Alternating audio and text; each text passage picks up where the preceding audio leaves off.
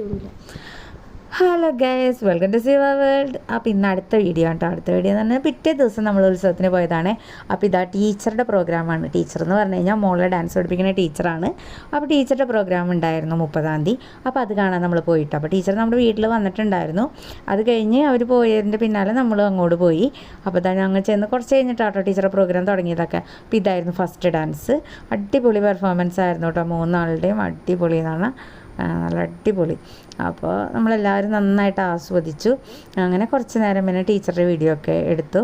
അത് കഴിഞ്ഞ് പിന്നെ നമുക്കൊരു കർണാട്ടിക് ഡാൻസ് ഉണ്ടായിരുന്നു, അതും കണ്ടു. അപ്പോൾ ഞാൻ ഇതുവരെ കർണാട്ടിക് ഡാൻസ് ഡയറക്റ്റ് കണ്ടിട്ടുണ്ടായിരുന്നില്ല. അപ്പോൾ അത് കാണണം എന്നുള്ളൊരാഗ്രഹം കൊണ്ടാണ് നമ്മളവിടെ വെയിറ്റ് ചെയ്തത്. അങ്ങനെ വെയിറ്റ് ചെയ്ത് അതും കുറച്ച് നേരം കണ്ടു. അത് കുറച്ച് നേരം കണ്ടുകൊണ്ടിരിക്കലേ തന്നെ ഞങ്ങളുടെ കുഞ്ഞുവാവയ്ക്ക് വിശപ്പൊക്കെ വന്നു കേട്ടോ.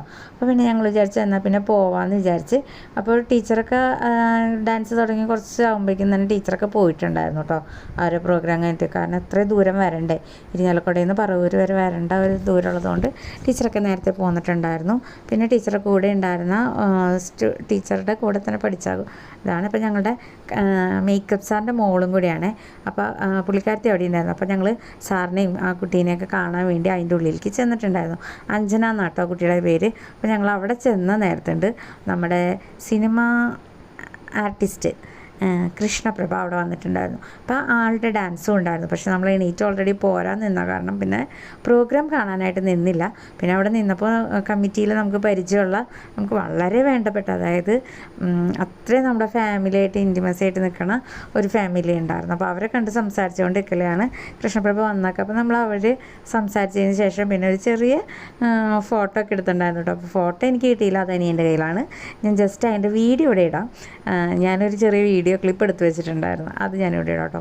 പിന്നെ ഇവരുടെ കർണാട്ടിക് ഡാൻസ് അത് സൂപ്പറായിരുന്നു കേട്ടോ. നമുക്ക് കഥയൊക്കെ പെട്ടെന്ന് മനസ്സിലാവുന്ന രീതിക്കാണ് അവരെ ആദ്യം തന്നെ അവർ അനൗൺസ് ചെയ്യുന്നത്. പിന്നെ അത് കഴിഞ്ഞ് പെർഫോമൻസ് ആണെങ്കിലും ഫാൻറ്റാസ്റ്റിക് എന്ന് വെച്ച് കഴിഞ്ഞാൽ അവർക്ക് ഒരുപാട് അവാർഡൊക്കെ കിട്ടിയിട്ടുള്ളതാണ്. അപ്പോൾ അതിനനുസരിച്ച് അത്രയും അടിപൊളിയായിരുന്നേ.